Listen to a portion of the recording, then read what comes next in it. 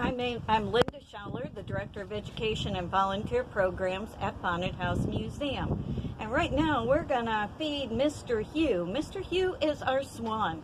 He's named after the person who originally purchased all kinds of property along the beachfront here in Florida, Mr. Hugh Taylor Birch.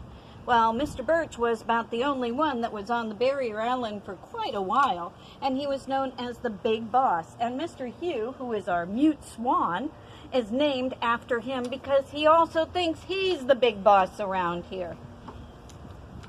The neat part about feeding Mr. Hugh, come on out, come on, is not only do we feed Mr. Hugh, but usually everybody else comes around too. We're back by the slough, which is known as the Bonnet House Slough. It's got the beautiful little yellow lilies that grow out here. But you see the turtles coming up too, so there are plenty of turtles in this water. There are fish in the water, a lot of bluegills in here. There are the alligator gar in here. Little one that's coming up with this candy corn type nose is a common gallinule. So the gallinule likes to eat too, so he gets a little bit of this food. The food looks a lot like the food that you'd feed your dog. It's very hard. That's why Mr. Hugh likes it when it goes into the water.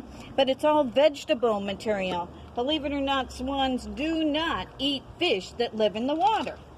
They eat the algae and other things in the water. Comes a beautiful big turtle coming up by Mr. Hugh. Turtles in here are sliders. These are all freshwater turtles. Sometimes you'll find some of them in the brackish water. But you can see Mr. Hugh absolutely loves his swan food. And this is real swan food. It's for waterfowl specifically. It didn't say anything about turtles, but the turtles really, really like it.